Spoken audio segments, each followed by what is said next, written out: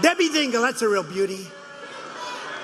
So she calls me up like 8 months ago. Her husband was there a long time. But I didn't give him the B treatment. I didn't give him the C or the D. I could have. Nobody would have, you know. I gave the A+ treatment. Take down the flags. Why are you taking them down? For ex-congressman Dingle. Oh, okay. Do this, do that, do that. Rotunda, everything. I gave him everything. That's okay. I don't want anything for it. I don't need anything for anything. She calls me up. It's the nicest thing that's ever happened. Thank you so much. John would be so thrilled. He's looking down. He'd be so thrilled. Thank you so much, sir. I said, that's okay. Don't worry about it. Maybe he's looking up. I don't know. I don't know. Maybe. But let's assume he's looking down. But I gave him A+, not A, not B+, not B. I gave him the A+. And she called me so nice. Oh, I won't go into the conversation because it's not fair to do that. Why do you think the president said that overnight? You'd have to talk to the president about that. He was at a political rally. He has been under attack and under an impeachment attack for the last few months, and then just under attack politically for the last 2.5 years.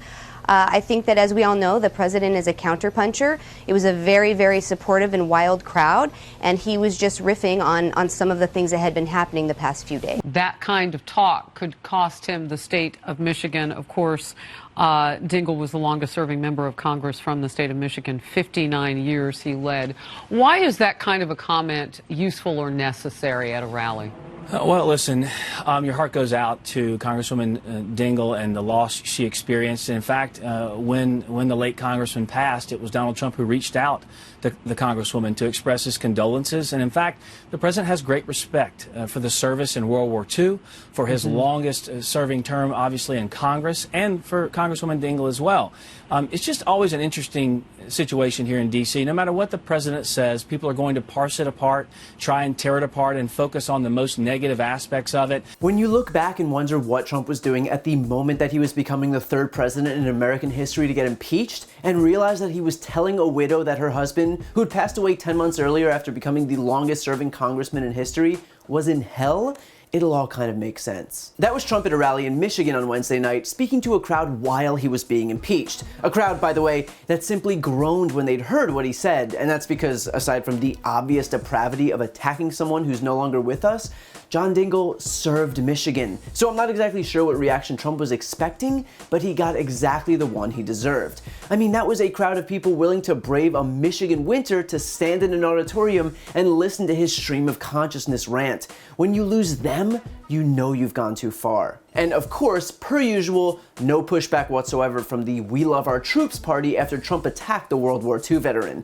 Nothing from the evangelicals, nothing from Dingle's colleagues on the right. In fact, not only was there no pushback, Trump's mouthpieces, Press Secretary Stephanie Grisham, who gets paid $179,000 a year in taxpayer funds to hold 0 press conferences, and Deputy Press Secretary Hogan Gidley, both went on air to defend the president's comments. Grisham defended Trump by saying that he's a counterpuncher. I think that, as we all know, the president is a counterpuncher. In other words, Trump was punching back at a guy who passed away 10 months ago.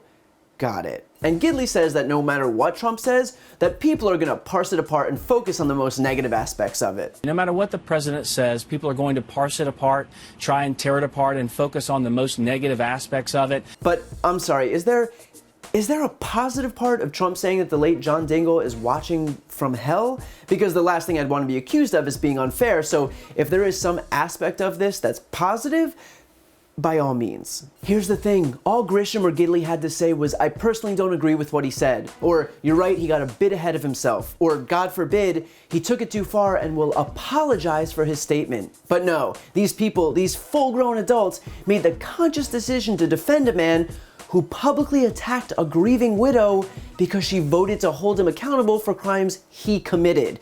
In whatever tiny asterisk of history they hold, their blind deference to the monster that is their boss will be their only legacy. And the strangest part is that all of this was born out of the idea that Trump was somehow responsible for John Dingle's memorial, claiming credit for the, quote, rotunda while speaking at his rally. Only Dingell did not lie in state in the rotunda, and even if he had, control of the rotunda belongs to Congress, not the president.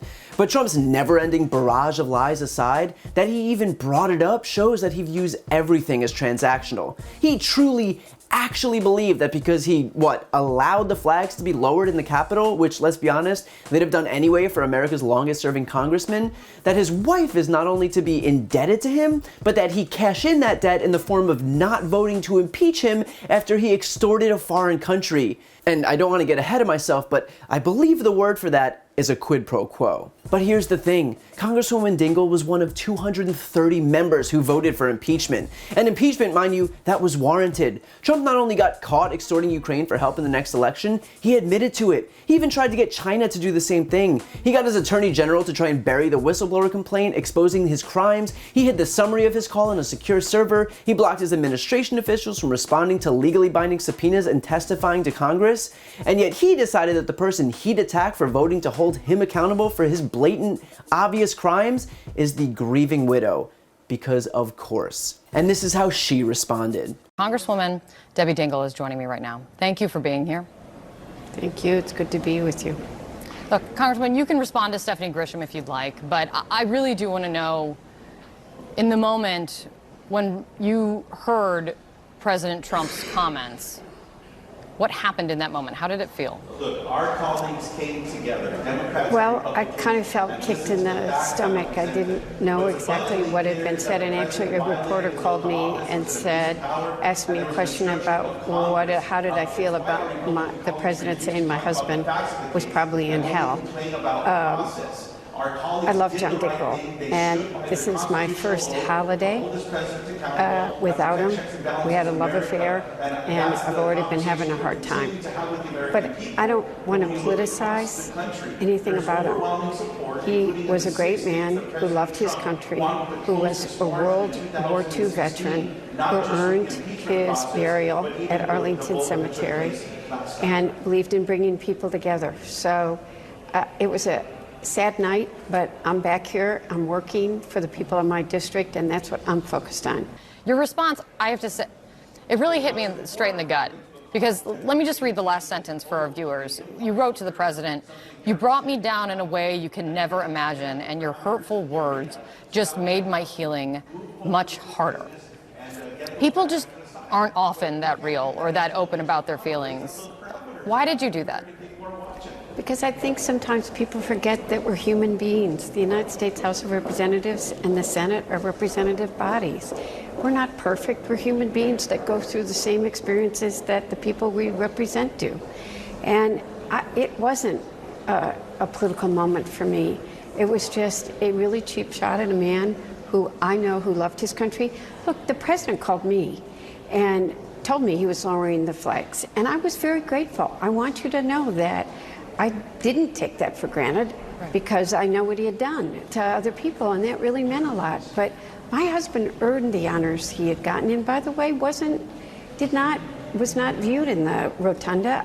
Nancy Pelosi, Speaker Pelosi, had called me and asked me what I wanted, and I didn't want anything that anybody wasn't sort of given, and former members don't normally lie in the Capitol, and I didn't want anything like that. I wanted him to be with his friends, and I wanted his friends to pay tribute to what his life had meant, and that's what we did at the church that we were married in, that I taught Sunday school in, and if we happened to be in D.C. on a Sunday, went to Mass in. In other words, not only did Trump gain nothing at the time he attacked Dingell, not only was there zero upside, but the only impact he did have was to hurt one single woman who just lost her husband. That's it.